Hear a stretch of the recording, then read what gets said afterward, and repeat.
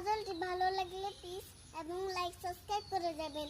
আমি চাঁদকে বলি তুমি সুন্দর নও আমার মায়ের মতো, আমি গোলাপকে বলি